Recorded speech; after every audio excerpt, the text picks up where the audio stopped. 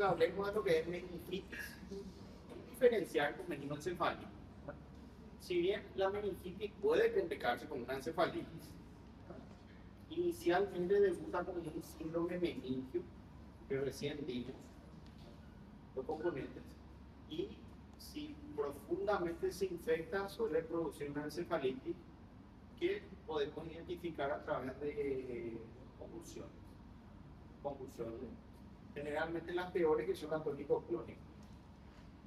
Bueno, entonces tenemos la congruencia de una infección supurativa, más frecuentemente bacterias, del espacio subaracnoideo, y se demostró que realmente la complicación no se ve por la infección bacteriana individual, sino por la reacción inflamatoria ante ese agente. Entonces, la mayoría de las complicaciones ocurren por la reacción inflamatoria. Finalmente tenemos meninge, espacio subaracnoideo y podría ser parénquima afectado. Entonces, vamos a ver, notar, percibir la clínica. Disminución del nivel de conciencia. ¿Por qué va a disminuir la conciencia? ¿Cómo vamos a identificarlo? Y por la escala de Glasgow. Vamos a dosar, vamos a identificar, vamos a cuantificar. Por eso es importante que se entrenen muy bien en la escala de Glasgow, que es la escala que utilizamos para el nivel de conciencia, porque hay aumento de la PIC, hay edema cerebral, hay hidrocefalia. Entonces esto hace que se produzca un trastorno encefálico. Puede haber convulsiones. Si hay convulsiones es sinónimo de afectación inflamatoria cortical. Ya hay una inflamación del parénquima, o sea, una encefalitis, y por supuesto hay un aumento de la presión intracraneal, que ya vimos cuáles son los signos de hipertensión intracraneal. Una cosa es síndrome meningio, otra cosa es síndrome de hipertensión intracraneal. Entonces podemos identificar perfectamente. Bueno, esto predispone también a que ocurran eventos vasculares cerebrales. Pueden ser accidentes cerebrovasculares isquémicos o hemorragia. Lo más frecuente es isquemia. Bueno, entonces, ¿qué es la meningitis específicamente bacteriana? Se define como la inflamación e infección de la leptomeninge, del espacio subaracnoideo y del líquido cefalorraquídeo, en el cual es invadido por bacterias. Por bacterias generalmente que tengan avidez, que tengan relación con el tejido meningio o encefálico. Hay un grupo de bacterias que son meningotróficas, le gusta la meningitis. Como dice acá, género, especie, este proceso inflamatorio afecta también el epitelio ependimario, también va a secretarse, va a poder reabsorberse el LCR.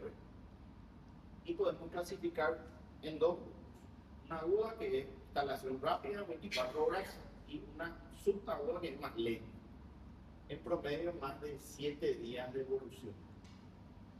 La meningitis bacteriana aguda es galopante, es cataclísmica, es grave, puede producir un deterioro del estado de conciencia muy rápido, y la característica es el predominio polimorfonuclear, equivalente a neutrófilo, que es abundante en la inflamación aguda, generalmente de infección bacteriana. Entonces uno puede saber por el predominio celular si es bacteriano o posiblemente viral, simplemente por este hecho de ser polimorfo mononuclear. La subaguda o crónica aparece como agente infeccioso la tuberculosis. La tuberculosis, por supuesto, meningia, que es una de las peores tuberculosis que puede sufrir el ser humano. Estamos hablando de tuberculosis graves, miliar y meningia. Por supuesto, el sistema inmune está protegido naturalmente para poder contener esto, a no ser que haya aumentado la inmunodepresión, que por ejemplo tiene que haber como condición VIH, embarazo. corticoides o inmunodepresores. Entonces, tiene que haber una condición inmunodepresiva. Si bien puede presentarse inmunocompetente, es muy poco frecuente. Es muy poco frecuente. También puede ser invadido por la sífilis terciaria, que es 25% de la sífilis terciaria puede tocar el cerebro, puede tocar las meninges, difícil de diagnosticar. Brucela, una bacteria también, de baja virulencia. Y el piroqueta que va relacionado con sífilis. Hay otro germen que puede afectar el espacio meningoencefálico. Sí, acá podríamos involucrar también al Chagas. La enfermedad de Chagas también puede producir una meningitis y también puede producir una encefalitis. Se forman los chagomas cerebrales. Estadística muy escasa, muy poco frecuente, pero existe la posibilidad. Bueno, para evitar esto y reducir la población afectada por tuberculosis cerebral, existe la vacuna contra la tuberculosis, ¿no? Que es la vacuna que es la BCG. La BCG. Normalmente deja cicatriz. Un estudio brasileño dijo que hoy no necesariamente tiene que dejar cicatriz para que uno sea inmune. Pero realmente hay una relación entre cicatriz e inmunización, porque se desarrolló un proceso inflamatorio que desembocó en una inmunidad. Ahora, el problema que justamente nos discutimos en la clase pasada con un grupo de alumnos es: ¿qué pasa si no tiene cicatriz? Não revacina. Não faz a vacina. Não revacina. Justamente. ¿Qué recomendamos en ese caso? Só vai revacinar se tiver alguém com tuberculose confirmada no domicílio. Aí você faz de novo, senão não. Realmente esa fue la discusión. Una pregunta muy capciosa, muy peligrosa, una respuesta bastante rebuscada. Lo recomendable en ese caso es someterla a la PPD, someterla a la prueba de la tuberculina, y en ausencia de reacción, quiere decir que nunca se vacunó y nunca tuvo contacto con la tuberculosis primaria colónica. Entonces, si bien la revacunación no es igual a la vacunación primaria a los primeros días de vida, se recomienda solamente en esos casos, si no hay evidencia de inmunidad. Pero para que tengan evidencia necesitan la prueba de la tuberculina o reacción de Muy bien, no hay que no se le revacuna al paciente, porque realmente le estamos condenando a él, a la neurotuberculosis. Bueno, ¿cuáles son los factores predisponentes para que ocurra una meningitis bacteriana? Fístula del encefalorraquídeo, es una conexión humana entre el espacio cefalorraquídeo y el exterior. Normalmente suele ser la lámina cribosa, ¿verdad?, que suele salir a través de las fosas nasales, un líquido claro, ¿verdad?, un goteo nasal atípico, que justamente tiene las características de que está de roca, está claro, ¿verdad?, se exacerba al inclinarse hacia adelante y suele tener un sabor salado. Bueno, pueden ser espontáneas, la mayoría son traumáticas. Sufrieron un traumatismo craneoencefálico, accidente de motocicleta, accidente vehicular, con una fractura en algún punto del cráneo o base de cráneo, y se quedan con esa secuela comunicativa. Meningitis recurrente también, el responsable suele ser Streptococcus pneumoniae. El germen mayormente implicado bacteriano es un gram positivo. Es un gram positivo hasta ahora multisensible. Pero ¿cuál es el inconveniente, el punto crítico acá? Que si es recurrente va a empezar a hacer resistencia. Puede haber resistencia y puede generar una cepa, incluso resistente a la terapia cefalosporina. Es la cefalosporina de tercera generación. Entonces, en ese caso, ¿qué le ofrecemos? Vamos vamos a ver qué se actualizó en nuestra guía para este año. Bueno, fractura. ¿Qué pasó con la puerta? Cantidad fantasmal. Viu? Bueno, Fim da revacinação em 2019. Brasil, mas só que eu revalidar.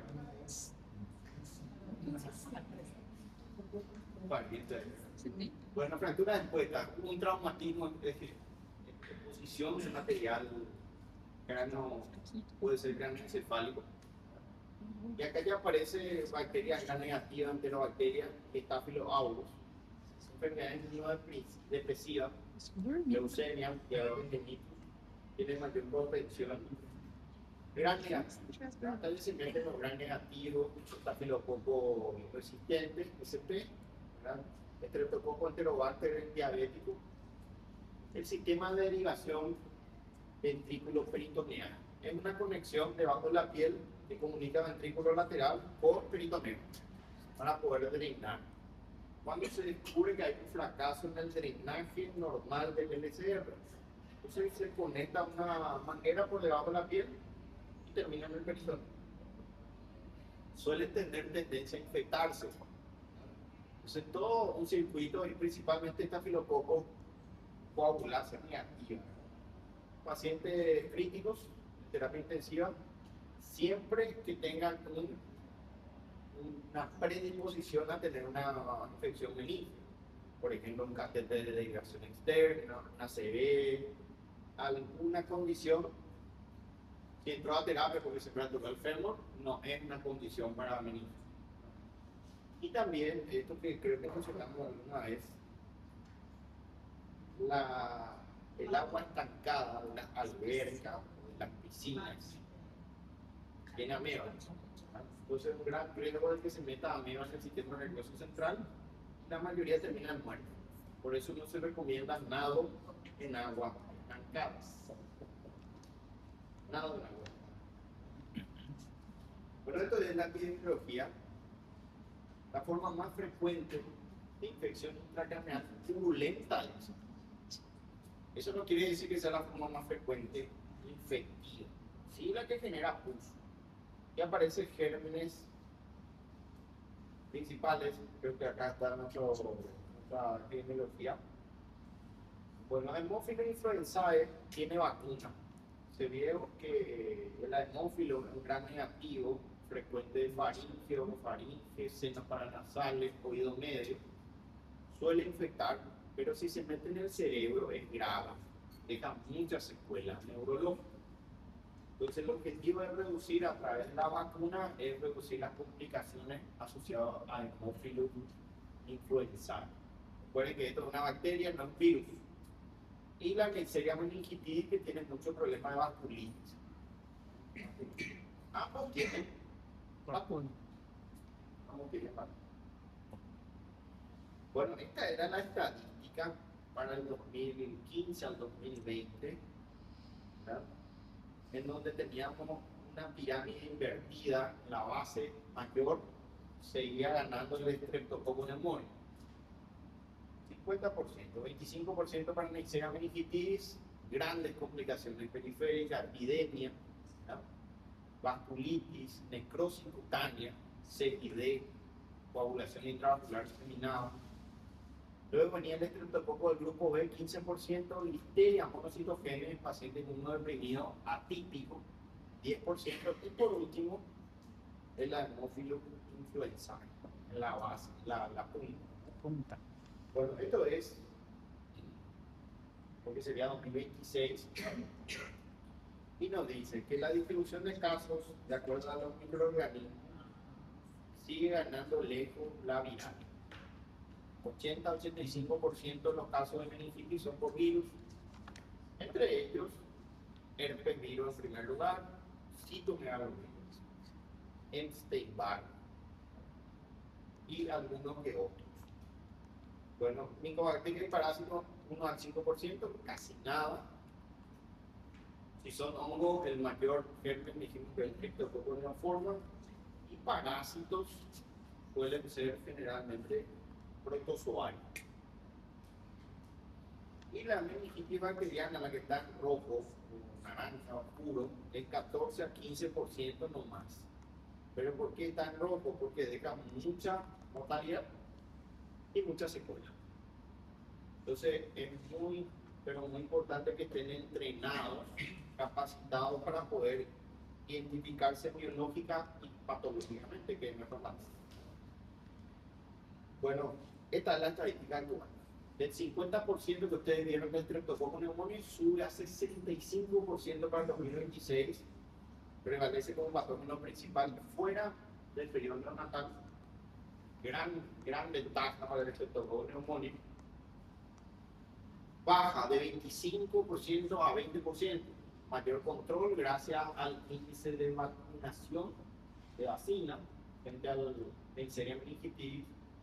Listeria monocitofenes 8% y Haemophilus influenzae siempre en último lugar como 7% responsable bacteriano. Bueno, el Haemophilus influenzae tiene la pentavalente o hexavalente. Bueno, ¿cuál es la fisiopatología? Normalmente el LCR tiene muy poco leucocitos.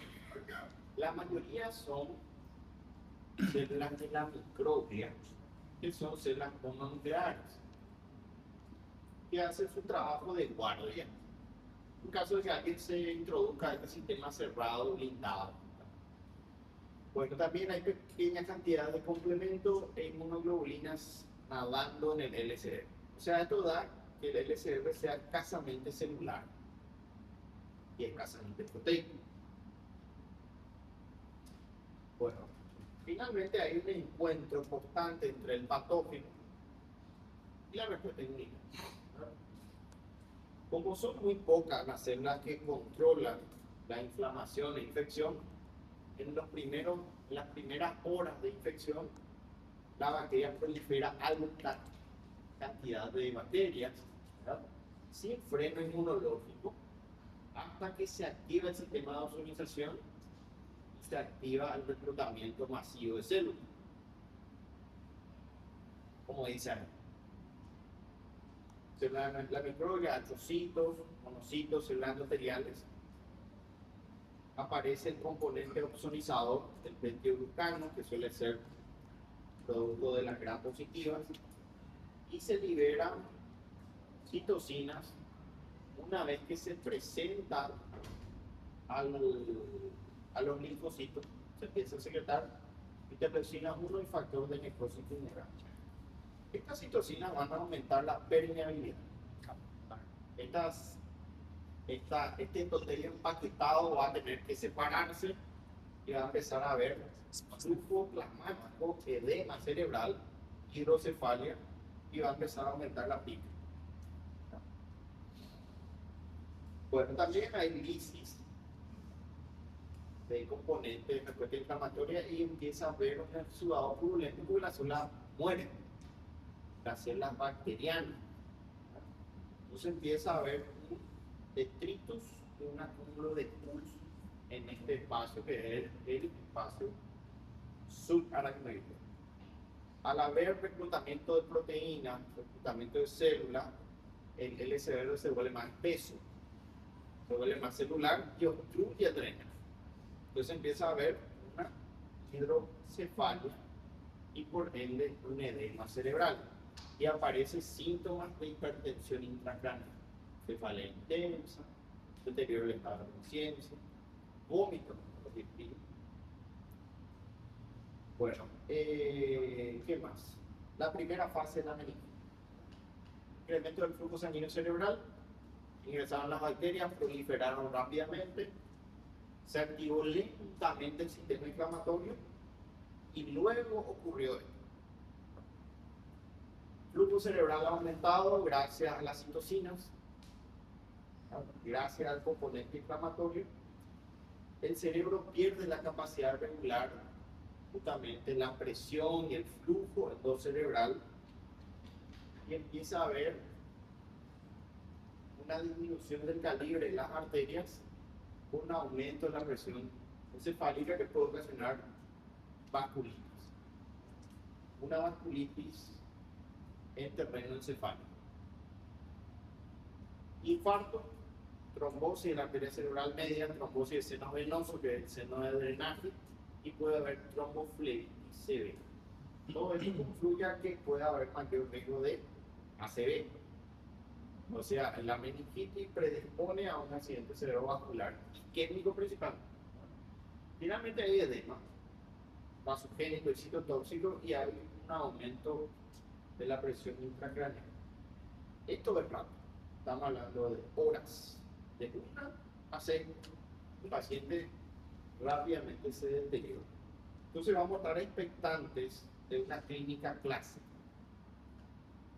Y acá están todos los componentes principales: fiebre, cefalea y rigidez de nuca, que hoy fue reemplazado la cefalea por deterioro del estado de conciencia. Se ve más deterioro del estado de conciencia que dolor de cabeza. Hay personas que no tienen dolor de cabeza y suele haber fiebre en un alto porcentaje. Recuerden que la rigidez de nuca es solamente un signo benigno y es el más frecuente. Acá tenemos la proporción: cefalea en más del 90%, al igual que la fiebre, y la rigidez de nuca en 85%. Estos son los 3 componentes más frecuentes. Y fíjense que alteración del estado de conciencia está en 80. Hoy sube, estadísticamente hay más alteración del estado de conciencia que lo que es cefalea. Bueno, signo de Kerning y Lusinski, 50%. No es muy frecuente encontrar Kerning y Lusinski. Quizás muchas veces pensamos que para un síndrome meningo siempre va a estar Lusinski y Kerning, sin embargo no es así. No es así. ¿Cuál es el signo meningio más frecuente? El YOLT. El YOLT, que se acerca a un 97%, y acá dice 90% más o menos.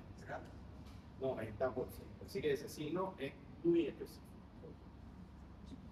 Bueno, vómitos en un 35%, habla de vómitos en proyectil, no es muy frecuente. No es muy frecuente.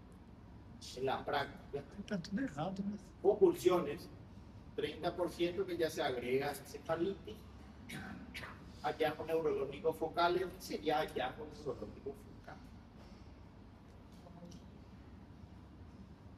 Trastornos motores, por ejemplo, una alergia, una paresia, un par craneal paralizado.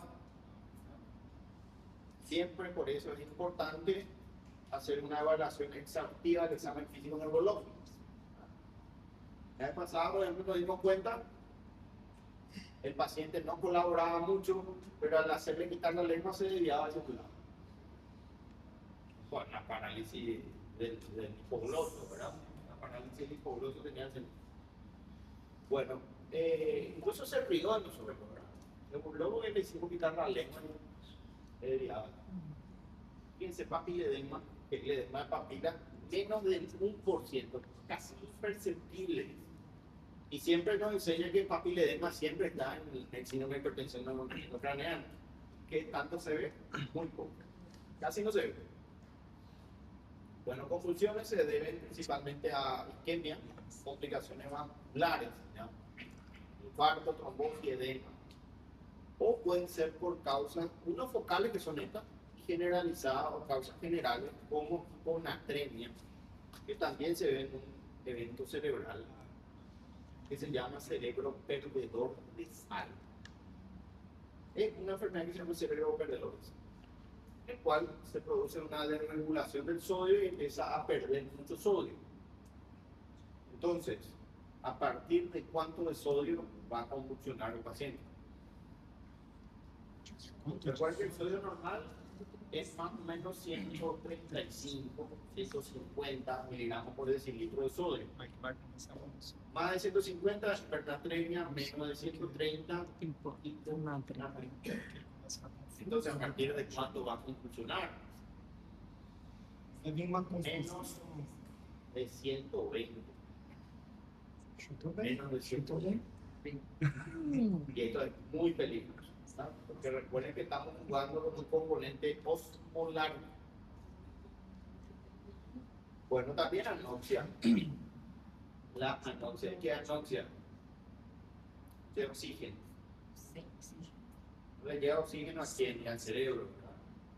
Entonces, cuando hay una privación de oxígeno, puede ocurrir también convulsiones. Nosotros tuvimos una situación ejemplar en el cual era un paciente que estaba internado y de repente la señora se va corriendo y dice: mi paciente está convulsionando. Y nosotros dijimos: no tiene por qué convulsionar, no hay nada cerebral que convulsione. Entonces fuimos y estaba convulsionando. ¿Pero por qué convulsionó? Porque hizo un paro cardíaco.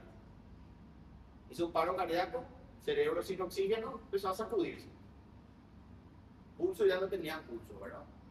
Y la convulsión fue una expresión final de la anoxia cerebral. Se despidió el cerebro. Entonces siempre es importante, hay alguna fallo en la perfusión de oxígeno, una obstrucción, una restricción y también efectos tóxicos de los antibióticos. Cuando empiezan a matar gran cantidad de bacterias, desarrolla un fenómeno inmunológico. Bueno, estos son los componentes de la PIC.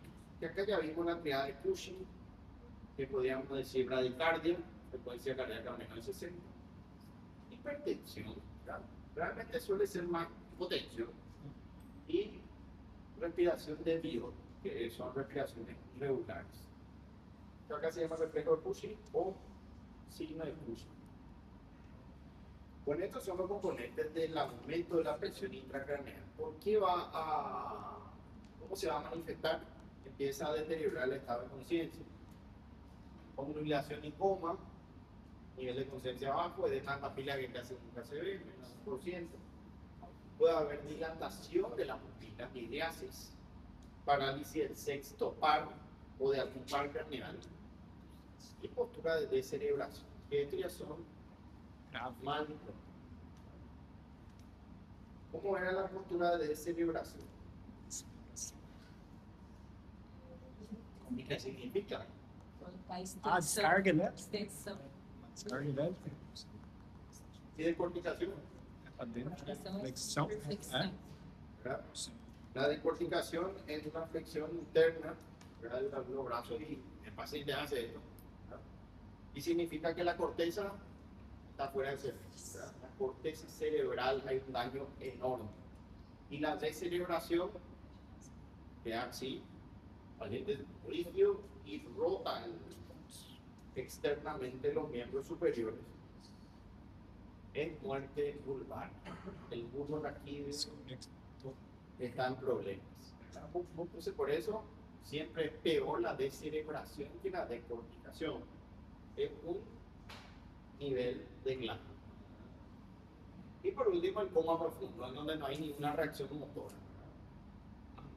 Con el diagnóstico, ustedes saben que primeramente tienen que tener su sospecha clínica. Si no están entrenados, si no vieron esta clase, no van a poder hacer diagnóstico. Fiebre, rigidez de nuca, deterioro de la conciencia, cefalea, sospecha de meningitis. Bueno, hoy es necesario iniciar un tratamiento empírico. Incluso antes de tomar el cultivo del cerebro. Esto se rompe esta nueva línea, porque anteriormente era sí o sí primero el SR y luego antibiótico. Que se demostró que es una técnica difícil de hacer, no todos están entrenados, tarda tiempo en volver, y mientras tanto el paciente se está deteriorando neurológicamente. Así que indicaron estos señores, primero sospechan y lo segundo ya antibiótico. Mientras ustedes se van a buscar la aguja, buscan a alguien que sepa hacer, ustedes programan su función normal, pero ya te está bloqueando el antibiótico antes de que se produzcan complicaciones graves.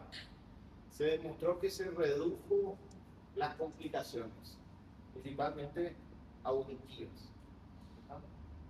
Las mayores complicaciones neurológicas eran hipoacusia o sordera.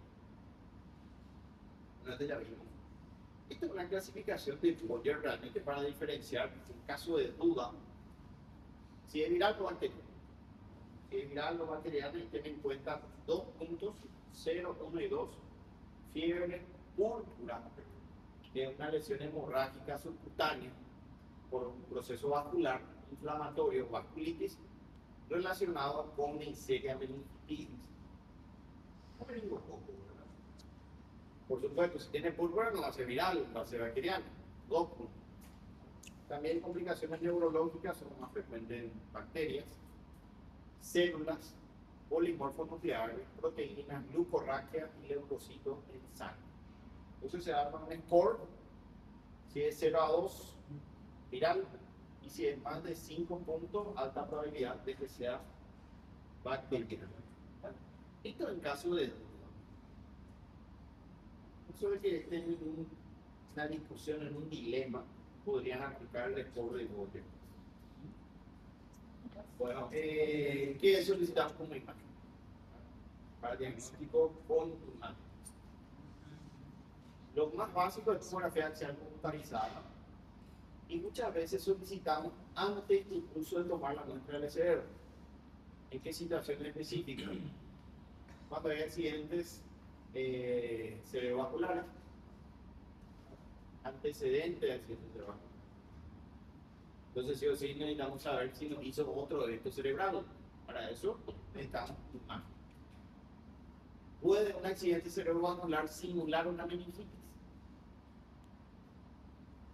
Sí puede, si invade el terreno subaracnoideo.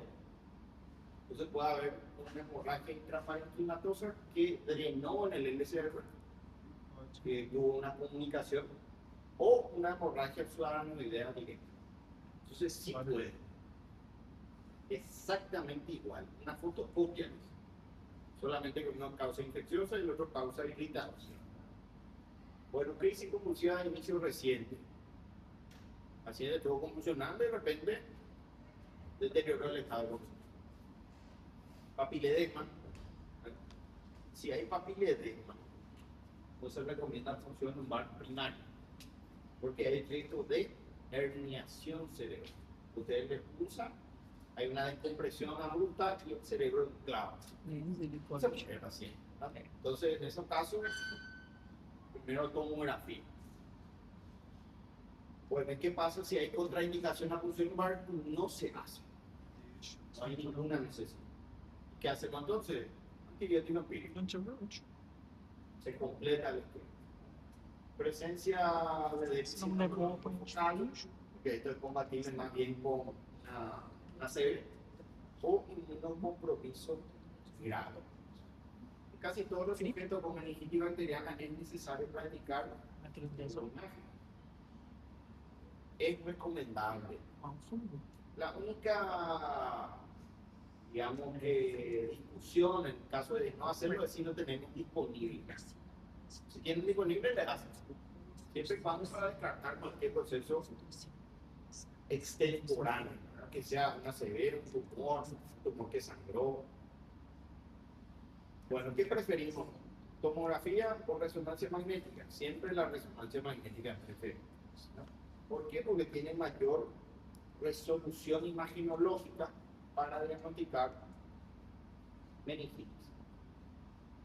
Ojo, se ve la afectación del espacio subaracnoideo resaltado en unas flechas, se ve un engrosamiento del espacio subaracnoideo de la meningitis. Lo mismo acá, esto ya es una meningitis crónica, un empastamiento,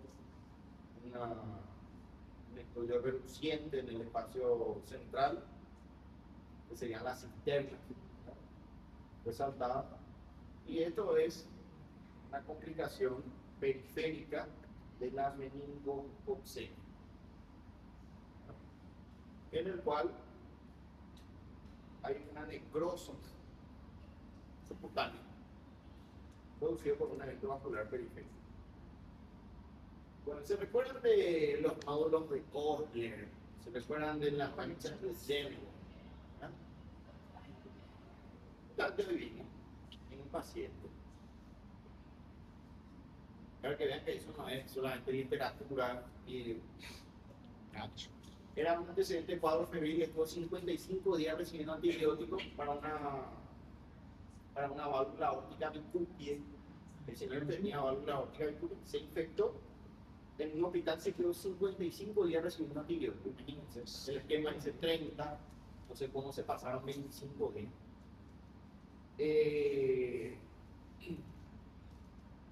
Le dieron de alta, al día siguiente fiebre. Fiebre.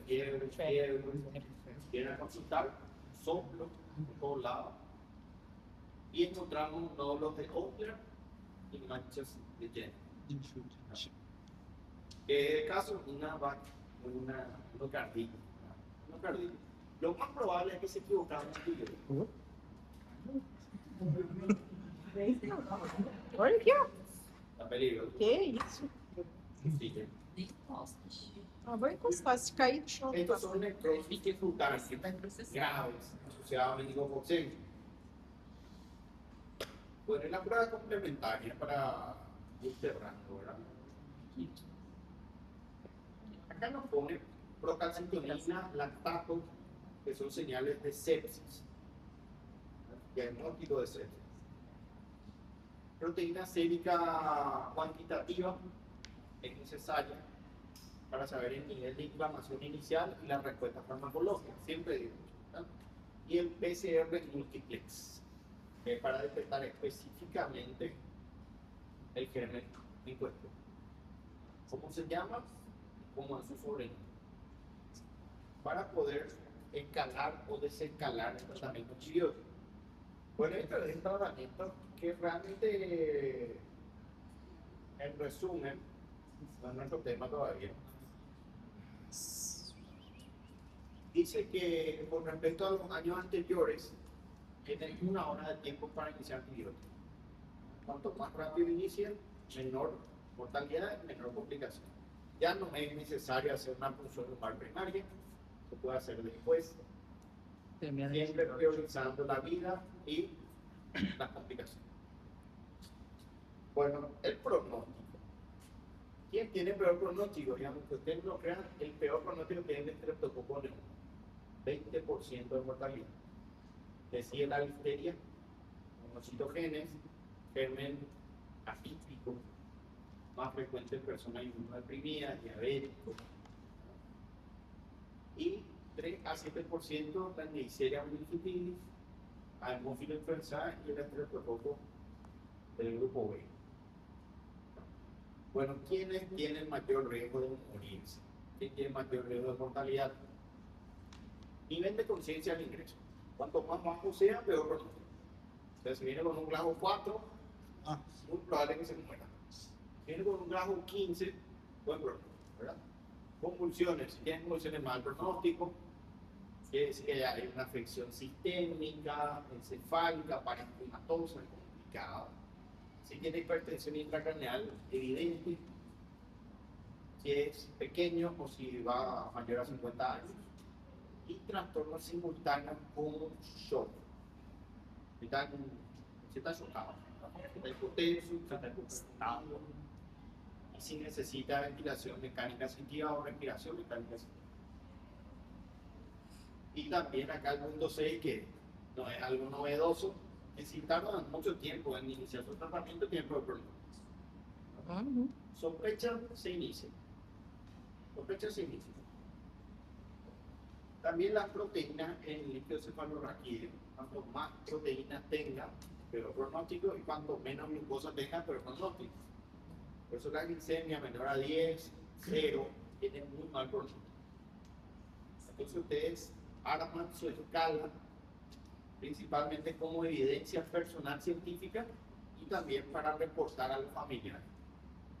La señora tiene glucosa de 0 en el LCR, eso nos indica que tiene riesgo de mortalidad, lastimosamente, y de complicación. Entonces usted ya le advierte en base a evidencia, porque si no le advierte van a decir a nosotros nadie nos lo dijo, nos avisaron, si él estaba tan bien, el famoso dicho de los familiares. Entonces usted le advierte. Hay muchos médicos y esto es algo que no está escrito para que usted aprenda. Hay muchos médicos que por rutina le ennegrece, le oscurece. El paciente está bien, tiene buen producto, le pone mal, por si pase algo malo. Yo a todos le pongo pronóstico malo. Eso está mal. Tienen que actuar en base a evidencia. ¿Verdad? Y hay muchos médicos que tienen esa mala. Realmente el paciente no tiene riesgo de morirse, no tiene riesgo de complicaciones, pero igual él le pinta lo peor al paciente. Thank you, Mohan. Thank you, Mohan. No si se complique, para que no me reclame, para que no te diga otro problema, dijiste que estaba bien y ahora está mal. Entonces esa es una rutina que no se repite. Siempre actúe en base a estas evidencias. Para estas complicaciones agudas, subagudas, tardas. Estamos hablando de 3 días y una semana, ¿verdad? Menos de 3 días. Que haga un shock séptico de origen encefálico o meningoencefálico grave. Sería hipotensión más un cuadro de sepsis. Edema cerebral grave. Coagulación intravascular inseminada, más vinculado con meningococcemia o meningitis. Estatus epiléptico, que ustedes ya saben qué es, lo que dijo el año pasado. Lesiones trombohemorrágica cerebral, que se complique con una serie. Esto todo puede ocurrir a los 3. Si ustedes superaron su cuadro de 3 días con su meningitis, esto ya es poco probable que ocurra y pasan a las subagudas, que es el SICAP, que es secreción inadecuada de ALH, higroma, que es retención de LCR en un sitio, se retiene y se queda. Empiema subdural, que es una complicación turbulenta, ependimitis ventricular, el epéndice se inflama, fenómeno trombohemorrágico igual que acá, y la hidrocefalia. A partir de los 3 días aparece la hidrocefalia, importante para el examen. Más de 7 días, que son ya las consecuencias irreversibles que nos exponemos. Hipoacusia. Hipoacusia va a sordera, puede parecer que se quedan sordos. Déficit motor irreversible, trastorno parético, pléjico, algún par craneal totalmente paralítico. Alteraciones del lenguaje. Recuerden que el lenguaje es de comprensión y de expresión, que son afasia. Puede ser que el paciente ya no pueda hablar después de su meningitis. Alteraciones de la conducta, cambia la personalidad del paciente, puede volverse más agresivo, etcétera, y retraso mental. Puede quedar con un retraso mental, principalmente en niños pequeños. Bueno, las secuelas más frecuentes están acá. La más frecuente de todas es el trastorno auditivo, hipoacusia y trastorno de equilibrio, mareo, vértigo. Esta es la mayor complicación. Puede quedar con epilepsia secundaria. Entiéndame que es secundaria, secundaria que ya la meningitis. Y tenemos también la disminución de la capacidad intelectual, cierto retraso que puede ser leve o grave. También alteraciones de la memoria, principalmente a corto plazo, y también trastornos de equilibrio y marcha. Puede quedar con una ataxia, que es, ataxia sería su término medio, trastorno de la marcha. Entonces estos son los más frecuentes. Higroma, fístulas, muy poco frecuentes. Estos son los 5 más frecuentes secuelas al cual se expone un paciente con meningitis bacteriana aguda. Bueno, y vamos a dejar acá para después continuar con 2 casos clínicos interesantes, pero son largos, para poder hacer una retroalimentación en la clase que viene. ¿Está bien? Tranquilo.